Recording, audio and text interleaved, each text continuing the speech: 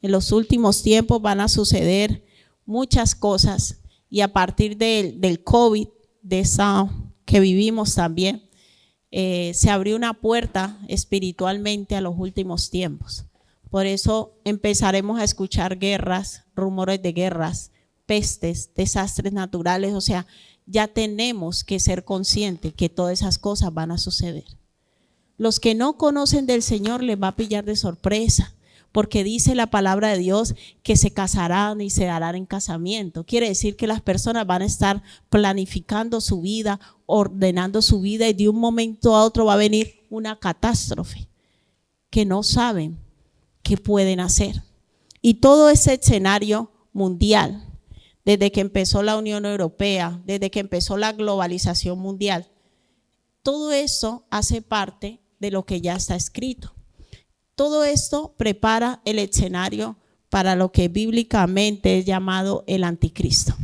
El mundo va a llegar a un nivel de crisis. Usted ve que está la Unión Europea. En Sudamérica han estado tratando de restaurar la Gran Colombia, para los que les gusta la historia. Antes era la Gran Colombia, Ecuador, Colombia, Venezuela.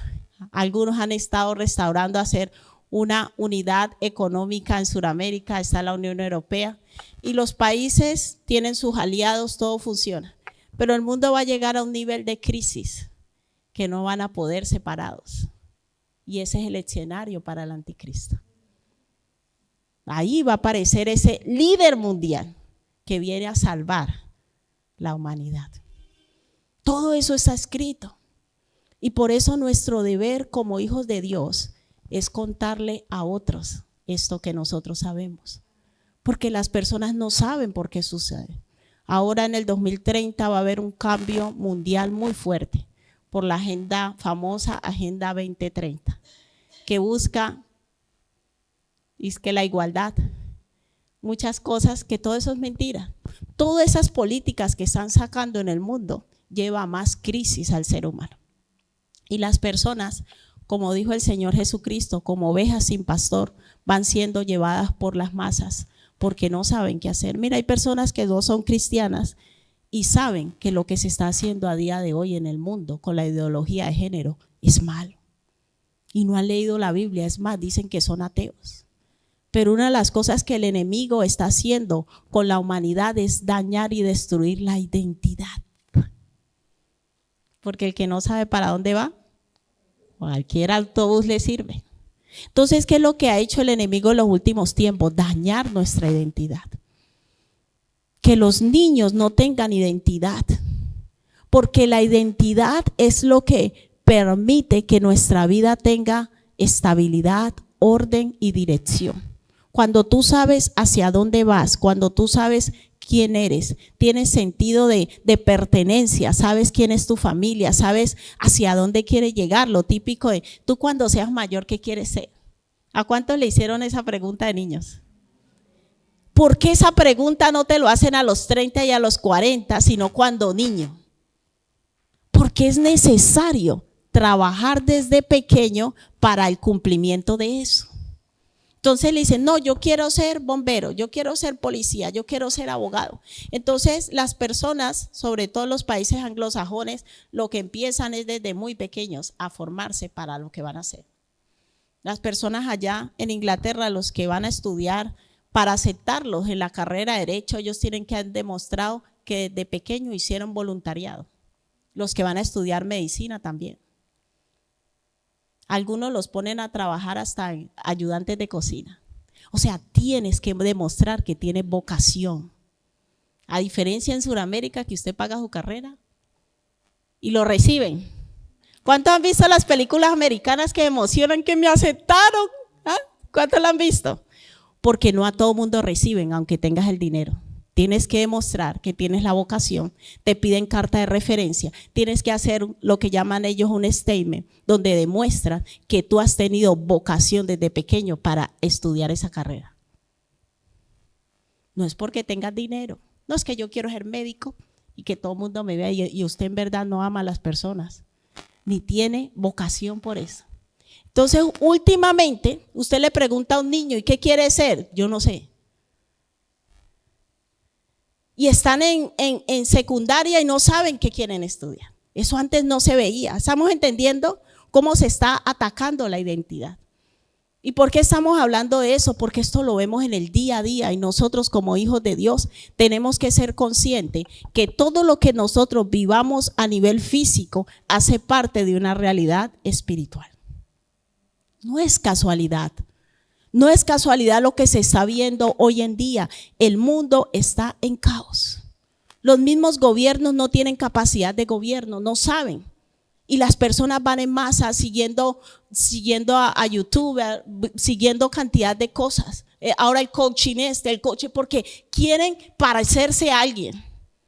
Yo he conocido una chica que ha pasado yo no sé por cuántos coaching. Y en un mes tú la ves haciendo ejercicio. Al otro mes pone a uno que le dice que 25 pasos para cambiar. ¿Cuántos han visto todo eso? El mundo está así. Y somos nosotros los hijos de Dios que debemos tener una identidad definida.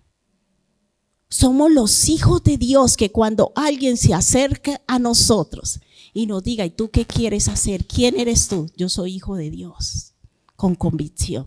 ¿Y eso qué significa? Significa que yo creo en Jesucristo y Él dio su vida por mí. Significa que yo estoy de paso aquí en la tierra. Significa que un día yo partiré con Dios. Pero ¿cómo es eso? Como dijeron los griegos, ¿qué nueva doctrina es esa que estoy escuchando? Pero el problema es que los hijos de Dios también tenemos problemas de identidad. Nos acostumbramos a una fe religiosa en donde yo voy a una iglesia para que Dios me conceda cosas y me arregle un poquito la vida aquí en la tierra.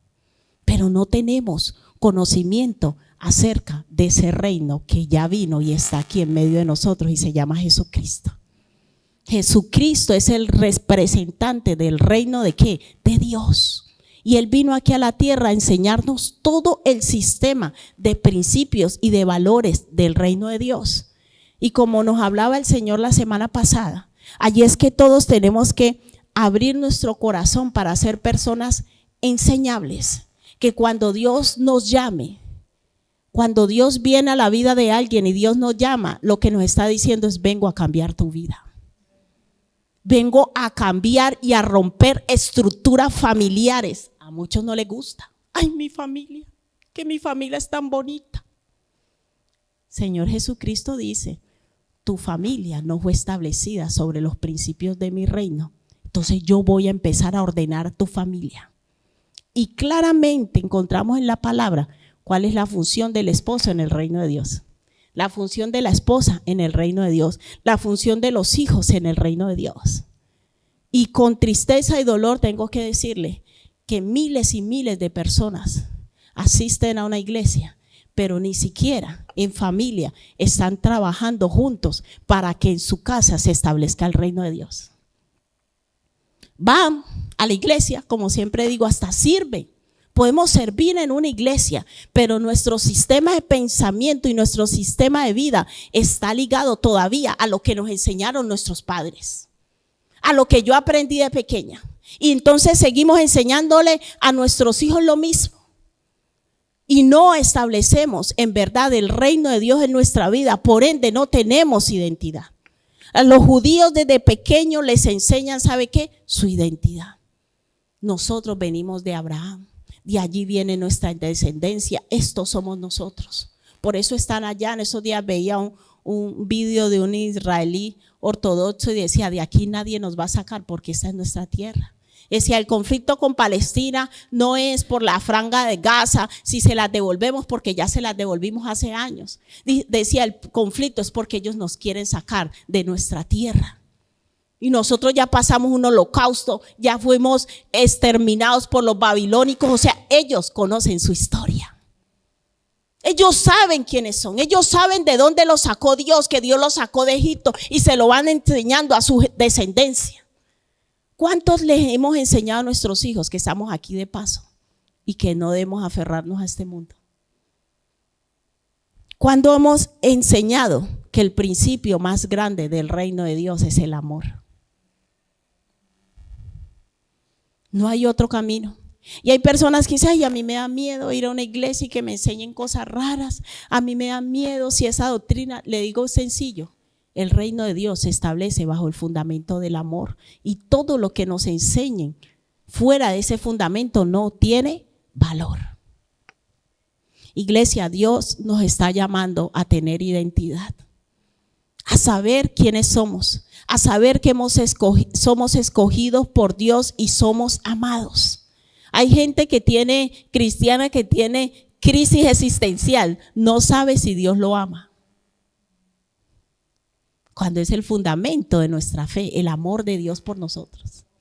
Entonces, si usted no sabe si Dios le ama, usted no cree que Dios es su Padre, usted no cree que Jesucristo murió en la cruz por sus pecados, ¿dónde está su identidad como hijo de Dios? Usted no sabe para qué se produjo todo eso, por qué Cristo murió por mis pecados, y hasta ahí llega. Mucho más representa el ser hijo de Dios. Y el Señor no quiere que llevemos una religión de donde yo voy a una iglesia a dar 4 palmas. No, el Señor quiere que tengamos identidad para poder ser testigos de Cristo. Que nos sintamos, perdónenme la expresión, orgullosos de ser hijos de Dios. Que podamos decir como el apóstol Pablo: porque no me avergüenzo del evangelio, porque es poder de Dios para salvación a todo aquel que cree. Que yo me sienta seguro en Cristo, digo, es una bendición. Vea, cuando la gente lo escucha a uno hablar con esa seguridad, con esa convicción. Mira, ¿y por qué tu vida es así? Qué bendición tu esposo. Claro, es que en mi casa reina Cristo. ¿Cómo hicieron ustedes para tener esa familia tan bonita? Esa es mi oportunidad de testificar. Pero nosotros decimos que somos hijos de Dios y todavía estamos buscando y anhelando lo del mundo, porque en el fondo de nuestro corazón pensamos que el mundo es mejor. Porque aunque vamos a una iglesia, leemos la palabra, nuestro corazón está lleno ¿de qué? De mundo. Los mismos deseos que tienen los que no conocen a Cristo lo tenemos nosotros. Anhelo por una casa, anhelo por un coche, anhelo por presumirle a otros que vivo mejor que otro, lo mismo. Entonces, ¿cuál es la diferencia entre ellos y nosotros? ¿Cuál es la diferencia? ¿Cómo vamos a marcar la diferencia? Si nosotros vamos a tener el mismo sistema de pensamiento que tienen aquellos que no conocen a Jesús. Iglesia, el conflicto es fuerte, porque conocer a Cristo significa literalmente un cambio de vida, un cambio de un sistema de pensamiento, de una estructura de pensamiento. Y muchos no lo entienden. La gente piensa que seguir a Cristo es creer en Él y portarme bien. No, lo que Dios quiere hacer es cambiar nuestra forma de pensar. Y eso quiere decir que Dios se va a meter en toda nuestra vida y va a empezar a derribar. Cuando uno llega a Cristo se produce un proceso de derribo y de construcción. El Señor debe derribar todo lo que aprendimos. Nuevo sistema de vida, nuevo sistema de pensamiento. Si tú verdaderamente quieres conocer a Cristo, tienes que decir: Señor, renueva mi mente. Una persona que sigue pensando, aunque venga a una iglesia, sigue pensando igual, no ha conocido a Cristo. El verdadera relación y el verdadero encuentro con Cristo no es hacer una oración de fe. No. Yo ya recibí a Cristo. No, a Cristo lo recibo cuando recibo el reino y su sistema de pensamiento. Cuando yo empiezo a entender que su sistema de pensamiento es superior al mío. Cuando el Señor nos dice: deje de estar echando tanta cantaleta que no sirve de nada. Mejor trate con amor. Pero ¿sabes qué? Que el sistema de gobierno de Dios y el sistema de pensamiento de Dios requiere algo que se llama la muerte al yo. Todo lo que yo he sido toda la vida. Por eso Jesús dijo: si alguno quiere seguirme, niéguese a sí mismo. Decir: Señor, de ahora en adelante quiero empezar a aprender cómo piensas tú. Y lo que Dios espera de nosotros es que nosotros pensemos como piensa Él. A Dios no le interesa que creamos en Él siempre y cuando sigamos pensando como los del mundo. ¿Estamos entendiendo, iglesia? Porque tal cual son tus pensamientos, no hay nada que hacer. Da igual que cantemos 4 coros y vengamos aquí, si nuestro sistema de pensamiento no es renovado, si no se produce esa metanoia, que eso es lo que significa verdaderamente arrepentimiento. La palabra arrepentimiento no significa dejar de hacer algo. La metanoia es que mi forma de pensar, mi estructura de pensamiento, cómo fui enseñado, cómo me acostumbré, cómo fue mi cultura, cómo me enseñaron mis padres, las decisiones que yo tomé, todo ese sistema de pensamiento soy yo. Y Jesús dice, voy a cambiarlo, si tú quieres. Porque eso es lo bonito del Señor. ¿Cuántos le dan un aplauso al Señor, por favor? Él es maravilloso. Dios es maravilloso. Dios no obliga a nadie. Eso es lo más lindo de Él. Dios no obliga a nadie a nada. El Señor dice, ¿quieres conocerme? ¿Quieres saber quién soy yo? ¿Quieres conocer el poder de mi resurrección? ¿Quieres conocer el plan de vida que yo tengo para ti en mi reino? Ven. Y Él lo llama a uno. Apocalipsis 3:20, estoy a la puerta y llamo. Él llama, dice, ¿quieres? ¿Quieres? Porque tiene que operar algo que se llama la ¿qué? La voluntad. Usted puede durar 20 años viniendo aquí, cantando 4 coros, reuniéndose con los hermanos. Pero si usted no quiere que Dios lo transforme, Él no lo va a hacer. No se preocupe. No lo va a hacer, Él no le va a obligar. Tiene que haber una participación activa de la voluntad. A usted le dan un planning para ir al gimnasio 12 meses gratis. Amén.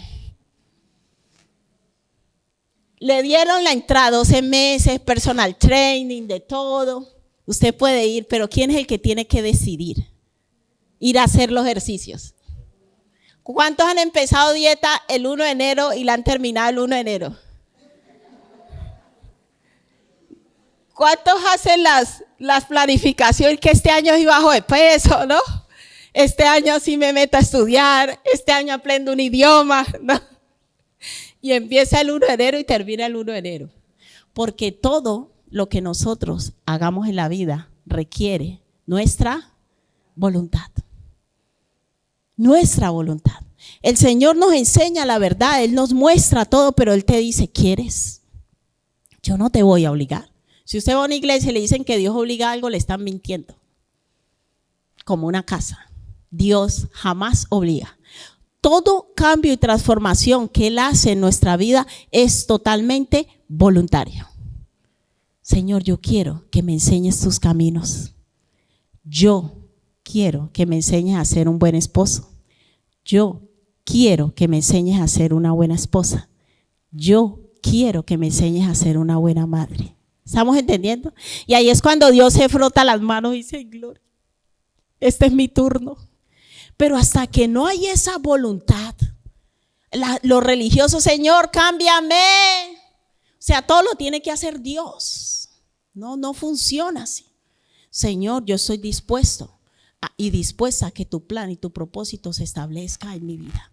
Y hoy vamos a hablar de un hombre que le creyó a Dios. Porque todo esto se materializa a través de la fe. Y vamos a estudiar 4 características de una persona que tiene una fe genuina. ¿Cuánto le gusta estudiar la palabra? Vamos a aprender, iglesia. Gloria a Dios. 4 características de una persona que tiene una fe genuina. Sabemos que Jesucristo es el autor y consumador de la fe, pero Él era 100% hombre y 100% Dios. Pero en Abraham encontramos un hombre que era igual que nosotros, que Dios lo llamó. ¿Y él qué hizo? Creyó. Entonces, una persona de fe tiene 4 características. En Génesis 12, vamos a leerlo, cómo fue el llamado de Dios a Abraham, y luego pasamos a estudiar las 4 características. Abraham era una persona común, como nosotros, con muchos dioses. ¿Cuántos han tenido muchos dioses por ahí? Politeísta, igual que nosotros. O sea, no es que Dios no va a hacer eso porque yo he sido así. Hay unas hermanas que dicen, uy, no es el paquete que yo traigo, esa estructura familiar, no importa, a Dios le da igual. Abraham tenía su paquete igual que nosotros. Pero ¿cuál fue la diferencia? Abraham creyó a Dios. Mira lo que el Señor le dice. Génesis 12 dice, pero el Señor había dicho a Abraham, vete de tu tierra y de tu parentela y de la casa de tu padre a la tierra que te mostraré. O sea, no tenía nada. Y haré de ti algo pequeño. ¿Haré de ti qué? ¿Cómo piensa usted de Dios? Dios, ¿usted qué piensa? ¿Que Dios tiene cosas para usted, pequeñas o grandes? A ver, hoy tenemos examen de fe. ¿Usted qué piensa de Dios? Hoy el Señor va a derribar esos argumentos. Yo veo caras de incredulidad, hermano. ¿Usted qué piensa de Dios? Usted tiene que pensar cosas grandes. ¿Sabes por qué no oramos con fe? Porque usted ora con miseria. Usted ora y es que, ay Señor, ¿será que tú lo vas a hacer? ¿Será que tú? Pero cuando nosotros estudiamos en la palabra, nos damos cuenta que a todos los que Dios llamó fue para cosas. Repítelo. Cosas. Diga, Señor, tú tienes para mí cosas grandes. El primer característica de una persona de fe, ¿cuál es? Cree en lo que Dios le ha dicho. Si Dios le dice a usted, yo voy a hacer de ti algo grande, ¿usted qué tiene que hacer? ¿Tiene que dudarlo? ¿Tiene que razonarlo? ¿Abraham lo dudó? La primera característica de una persona de fe es que cree lo que Dios le dice. Así no lo vea, porque, a ver, la fe describe la palabra de Dios, que ver algo no se necesita fe. O sea que cuando Dios nos dice, yo voy a hacer algo contigo, como hizo con Abraham, quiere decir que yo no lo tengo. Abraham era una nación grande, su nombre era engrandecido, era conocido, tenía tierra, nada. Cuando Dios nos promete algo, es claro y evidente que no lo tenemos y Él lo va a hacer en nosotros.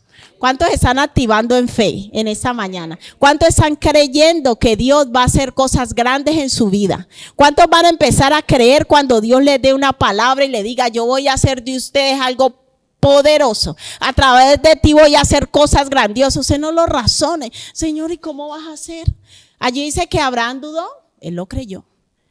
Mira, Romanos 4:18, primer característica, la persona de fe genuina cree en lo que se le ha dicho. Versículo 18, Romanos 4 dice, él creyó en esperanza contra esperanza para ser padre de muchas gentes, ¿conforme a qué? A lo que Dios había dicho. Y ahí quiero hacer un pequeño paréntesis, iglesia. Tener fe no es que Dios me da algo que yo quiero, pensamiento positivo. Hay gente que confunde la fe con el pensamiento positivo. No es que yo tengo fe que el próximo año va a tener un Mercedes. Y la gente que declare, que confiese. No, esa no es la fe que habla la palabra de Dios. La fe es creer lo que Dios ha dicho. No confunda. No confunda. Si Dios no le ha dicho algo, es que yo tengo fe. No, esa fe no es verdadera. Es una fe emocional. Es una fe carnal. Es una fe que no tiene un fundamento en Dios. Mi fe tiene que estar fundamentada en lo que Dios dice. La fe genuina está fundamentada en lo que Dios dice. Dios lo que quiere es que nosotros creamos lo que ¿qué? Lo que Él dice. Si Dios te ha dado una promesa como familia, ¿usted qué tiene que hacer? La tomo y la creo. Por eso es tan importante cuando Dios nos habla. Usted no sabe el valor que tiene eso. Porque cuando Dios nos habla, Él nos está diciendo, esto es lo que yo quiero hacer contigo. Nos está dando identidad y nos está marcando el camino a seguir. Para mí es esencial escuchar la voz de Dios. Para mí es esencial tener una palabra y no me gusta moverme sin una palabra de Dios. Cuando yo voy a hacer algo, yo empiezo a orar y digo, Señor, necesito una palabra tuya. Necesito una palabra tuya que me afirme que eso viene de parte de ti. Pero la pregunta es, ¿qué hacemos cuando Dios nos habla? Cuando Dios da una palabra, yo tengo que caminar en ella. Dios le da esa palabra a Abraham y Abraham se que vaya con el papá. No, él creyó, obedeció. La fe me lleva a actuar conforme a lo que he creído. Cuando Dios da una palabra, yo tengo que tomarle y decir, Señor, la creo porque tú lo has dicho y tú lo harás. Amén. Segunda característica que tiene una persona de fe, no se desanima frente a las circunstancias. No se debilita. Siempre que Dios nos dé una palabra, en el camino van a haber obstáculos. Usted viene aquí, el Señor le da una palabra, la gloria, usted llora. Y llega a casa y tiene un problema y ahí le llegó la fe. ¿A cuánto les ha pasado? La verdadera fe que viene del Espíritu no se desanima. Usted está orando por su hijo. Señor, cámbialo. Yo sé, tú has dado una palabra, Señor, que él va a estar en la alabanza, él te va a servir. Y usted llega y lo encuentra borracho, en malas condiciones, y usted dice, no, ¿cuál palabra? Y usted mismo ya empieza a ver al borracho. No, mira al ministro de alabanza allí. Eso es la fe. La fe no mira lo que tiene enfrente, no se debilita. Romanos 4:19 dice de Abraham, que dice, y no se debilitó en la fe. Al considerar su cuerpo, Abraham dijo, y es que a los 75. ¿A qué edad tuvo Abraham a Isaac? Los duros de la Biblia. ¿Cuántos tenía? Dios lo llama a los 75. ¿Y a qué edad tuvo? Ahí lo dice.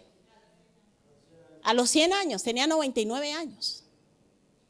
Y llega el Señor, a los 75 lo llama, pero a los 100 le dice, te voy a dar un hijo. ¿Usted qué hubiera hecho? Usted con bastón ya. Imagina el nivel de fe de Abraham, usted con bastón y le diga, ahora te voy a dar un hijo. ¿Usted lo creería? La fe no mira las circunstancias, pero ¿qué nos dice la palabra de Dios? ¿Abraham miró el bastón? ¿Miró que estaba en el inserso? No, él le creyó al Señor. Mira, dice, y no se debilitó en la fe al considerar su cuerpo que estaba ya como muerto, o sea, 100 años. Cuando de casi 100 años, o la estéril, no era solo él, encima la mujer estéril. ¿Qué cuadro? ¿Ah?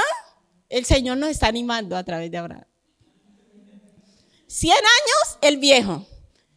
Su sistema de espermatozoides duda que ya funcionara. No, usted empieza a mirar usted, ¿no? Porque uno mira la circunstancia y encima la mujer estéril. Estamos entendiendo qué es la fe. La fe no es que todo a mi alrededor está de maravilla para yo creerlo. La fe es que yo confío en que si Dios ha dicho que lo va a hacer, Él lo va a hacer. Aunque mis circunstancias a día de hoy sean adversas. Yo no sé cuál es tu circunstancia a día de hoy. Yo no sé cuál es tu circunstancia a día de hoy. ¿Qué estás viendo? ¿Qué estás viviendo? Pero yo te digo, si Dios te ha dicho que lo va a hacer, Él lo va a hacer.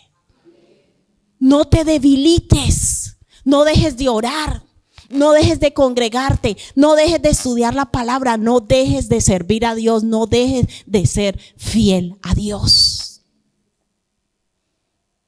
100 años y una mujer estéril. Y dice, él no se debilitó, lo estamos leyendo, Romanos 4:19, y no se debilitó en la fe al considerar su cuerpo que estaba ya como muerto, sino de casi 100 años, o la esterilidad de la matriz de Sara. Abraham era un hombre que confiaba en Dios. Y algo que a nosotros nos ayuda cuando Dios nos da una promesa es permanecer en oración. Por eso la oración no es para que Dios haga algo, la oración me sirve para que mi corazón permanezca confiando en Dios. Que yo vaya en oración y le diga, Señor, tú lo prometiste, tú lo vas a hacer, yo confío en ti. Y hoy Dios nos está poniendo un ejemplo grande, la vida de Abraham, que te impide creer y confiar en Dios. ¿Cuáles son tus circunstancias que tú miras y razonas y dices, Señor, no califico? Yo he tenido tantas experiencias en mi vida que no califico. Y el Señor siempre me dice, mírame a mí y no mires a nadie. Mírame a mí, mantente mirándome a mí. Señor, es que aquí me descalifican. No, mírame a mí. Sigue creyendo y confiando en mí, en lo que yo te he dicho. Tenemos que entender que el poder de Dios no está limitado a nuestra capacidad ni a nuestras circunstancias. Él es un Dios que sobrenatural. ¿Lo hizo Dios con Abraham o no lo hizo? Amén. Segunda característica que hemos visto, no se debilitó en la fe. O sea, no dejes que las circunstancias apaguen tu fe diciendo esto no va a ser posible porque yo veo con mis ojos esa situación, porque yo veo con mis ojos mi incapacidad, yo veo estos problemas aquí, estos problemas. Veas lo que veas, si Dios te ha dicho, Él lo hará. veas lo que vea. La fe no anda por, sino por fe. Y la fe es confianza en lo que Dios me ha dicho que va a hacer. Amén. Bueno, tercera característica que tiene una persona de fe, tiene convicción. O sea, la convicción es que yo estoy completamente convencido de que Dios lo va a hacer. Amén. Y tiene confianza en el poder y la capacidad de Dios para cumplir lo que promete. Romanos 4:21, seguimos allí, acerca de Abraham, dice, plenamente convencido de que era también poderoso para hacer todo lo que le había prometido. Ay, ¿usted cree en el poder de Dios? Porque cuando nosotros limitamos la capacidad de Dios, si Abraham hubiese limitado la capacidad de Dios a los 100 años de él y a la esterilidad de la mujer, yo tengo que tener la convicción, la seguridad que Dios tiene más capacidad que yo, que Dios tiene más poder que yo y que para Dios no hay nada imposible. Yo necesito tener convicción, Señor, si tú lo has dicho, tú lo vas a hacer. Yo creo y confío en ti. Y la cuarta característica es que una persona de fe, que tiene fe genuina, aprende a permanecer en la palabra de Dios. Estamos entendiendo que la fe y la palabra de Dios son una misma cosa. Yo no puedo decir que yo tengo fe si yo no creo la palabra de Dios. Por eso las personas que casi no estudian la palabra o las que estudian la palabra de Dios y no la creen, no tienen fe. La palabra de Dios dice que la fe viene por él y el oír ¿qué? Cualquier palabra. ¿Cuál es la palabra que yo tengo que escuchar? Y a veces escuchamos más a las personas que al Señor. Yo tengo que escuchar es la palabra de... No escuches a otras personas que quieran desanimarte en el camino. No, es que yo no lo veo, yo usted no lo veo para eso. Y le creemos más a las personas que a Dios. Tenemos que aprender a aferrarnos a su palabra y a creerla. San Juan 8, del 31 al 32. Permanecer en la palabra. San Juan 8, del 31 al 32. Dijo entonces Jesús a los judíos que habían creído en él: si vosotros permaneciereis, ¿en dónde? En lo que dijo el gobierno, en lo que dijo su mamá, en lo que dijo su papá, en lo que dijo sus amigos. ¿En qué tenemos que permanecer nosotros? Dijo entonces Jesús a los judíos que habían creído en él. ¿Cuántos creemos en el Señor? Todos los que estamos aquí creemos en el Señor.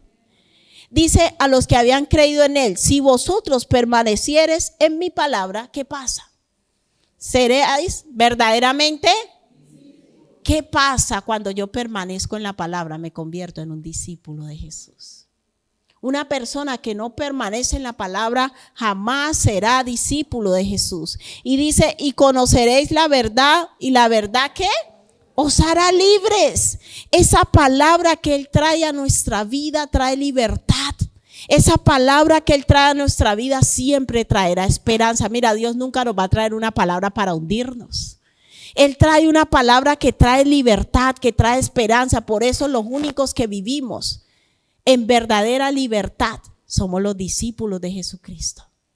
Es una palabra que nos transforma, que nos renueva y que nos lleva a amarnos los unos a los otros. Porque esa palabra va trayendo libertad y nos va diciendo: en tu fuerza no eres capaz, pero en mí sí. ¿Cuántos alguna vez han pensado y decir: a mí me cuesta amar? A mí me llama mucho la atención de Dios que todos los mandamientos de Él, ninguno somos capaces nosotros. Humanamente no. Y el Señor lleva tiempo hablándonos, iglesia, que no es en nuestra capacidad, sino en la de Él. Y un mandamiento nuevo os doy: que os améis unos a otros.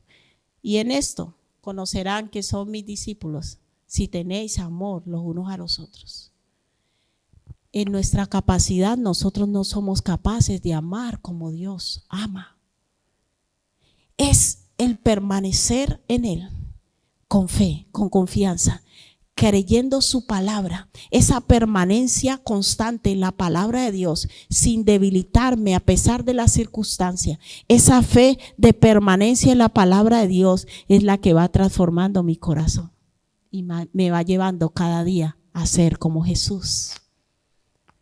De la noche a la mañana, nadie es como Jesús.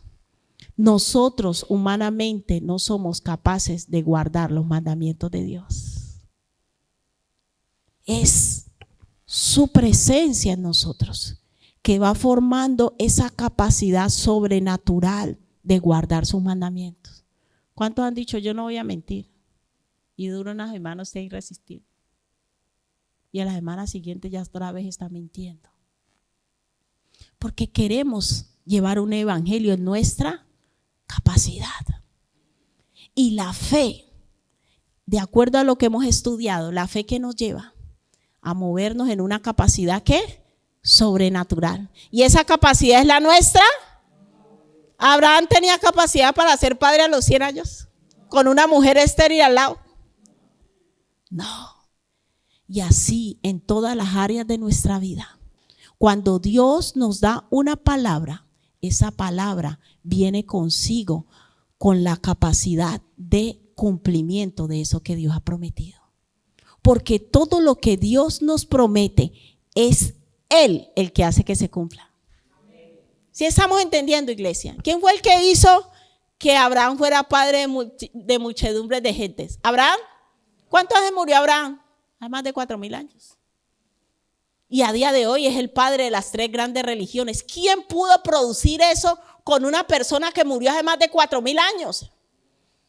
¿Quién hizo que esa palabra permaneciera y esa promesa permaneciera y que en ti serían benditas todas las familias de la tierra? Y siguen hablando los musulmanes, nuestro padre Abraham, los judíos, nuestro padre Abraham, los cristianos, seguimos predicando a Abraham. ¿Quién fue el que engrandeció su nombre? Y es tan poderoso Dios que ha engrandecido su nombre aún después de muerto. Aún después de muerto. ¿Quién es el único que tiene el poder para levantar nuestra vida de la manera que Él ha dicho? Es Él. Y Dios es tan poderoso que aún después de nuestra muerte, lo que Él nos ha prometido tiene cumplimiento.